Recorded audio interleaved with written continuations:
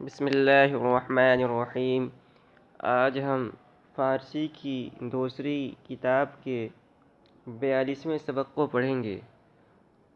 تو آج ہمارا سبق ہے حکایت ہفتم، 7واں قصہ۔ یہ صفحہ نمبر 26 کے درمیان میں ہے، حکایت ہفتم۔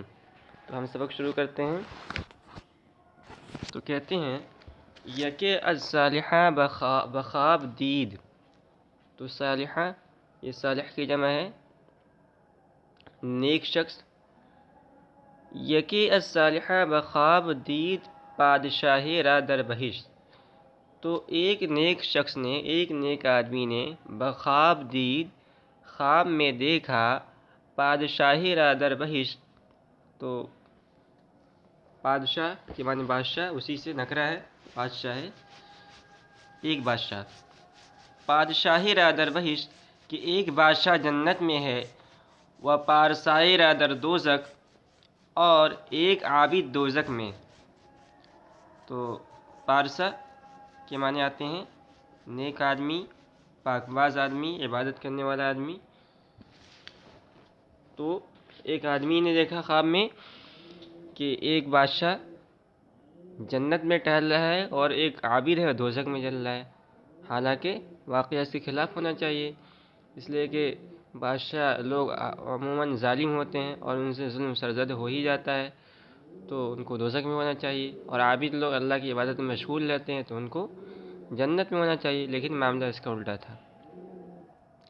یکی از صالحہ بخواب دید، ایک نیک شخص نے خواب میں دیکھا، بادشاہی را در بہشت کہ ایک بادشاہ جنت میں ہے، و پارسائی را در دوزخ اور ایک عابد دوزخ میں۔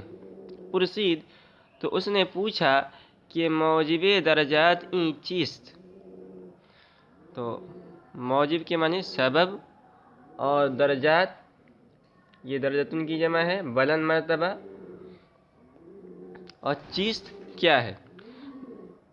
پرسید، تو اس نیک آدمی نے پوچھا کہ موجب درجات این چیست، کہ اس کے بلند درجوں کا سبب کیا ہے؟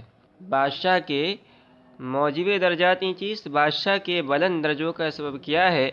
وہ سبب درکات آنچے۔ تو درکات یہ درکتن کی جمع ہے، مطلب معنی آتے ہیں پست مرتبہ۔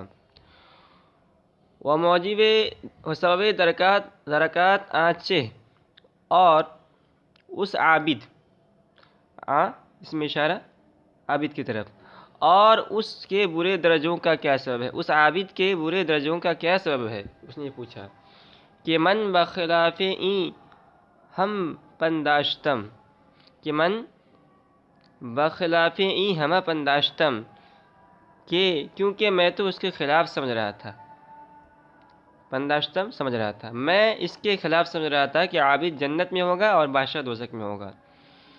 کہہ رہے ندا آمد، غیب سے آواز آئی کہ این بادشاہ بارادت درویشاں در بہشت است، کہ یہ بادشاہ فقیروں سے عقیدت کی وجہ سے جنت میں ہے۔ بارادت درویشاں فقیروں سے عقیدت کی وجہ سے در بہشت است جنت میں ہے، یعنی یہ بادشاہ فقیروں سے عقیدت رکھتا تھا تو اللہ تعالیٰ نے اس عقیدت کی بدولت اسے جنت میں داخل کر دیا۔ وہیں پارسا بتقرب بادشاہ در دوزخ، اور یہ عابد بادشاہوں کے تقرب کی وجہ سے دوزخ میں ہے، یعنی یہ جو عابد ہے یہ عبادت تو کرتا تھا، نمازیں لمبی لمبی پڑھتا تھا، روزہ رکھتا تھا، لیکن یہ بادشاہوں کا تقرب حاصل کرنے میں لگا رہتا تھا، کیسے بادشاہ کا مقرب بن جائیں، بادشاہ کی نگاہ میں ہم اچھا بن جائیں، تو اس کی وجہ سے جو ہے یہ دوزخ میں ہے۔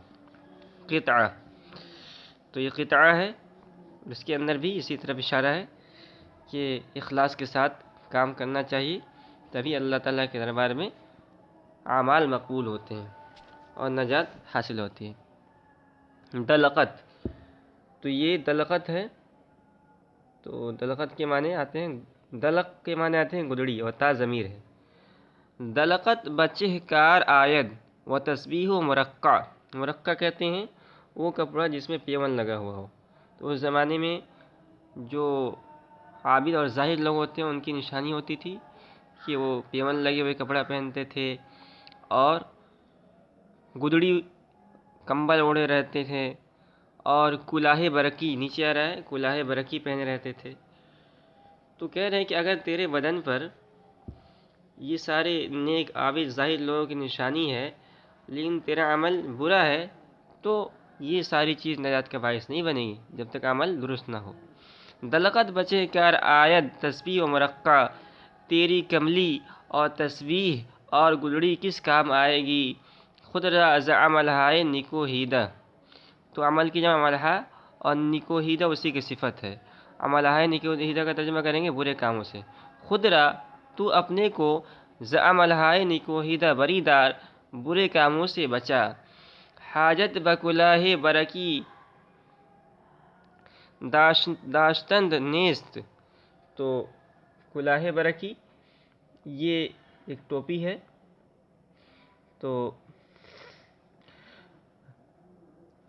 یہ ایک شہر ہے۔ اچھا، برک اونٹ کے اون کا بنا ہوا ایک موٹا کپڑا ہوتا ہے، اونٹ کے اون کا بنا ہوا ایک موٹا کپڑا ہوتا ہے جس کی ٹوپی وغیرہ غریب اور نادار لوگ بناتے ہیں، اس زمانے کے اندر بناتے تھے، اور فقراء اس زمانے میں عموماً اسی کا کرتا اور ٹوپی بناتے تھے، تو اسی کی طرف منسوب ہے۔ حاجت بکلاه برکی داشتند نیست، تجھ کو برکی ٹوپی اوڑھنے کی ضرورت نہیں ہے۔ درویش صفت باش و کلاه تتری دار، درویشوں کی طرح رہ، درویش صفت باش، فقیروں کی طرح رہ، اور کلاه تتری دار اور تاتاری ٹوپی اوڑھ۔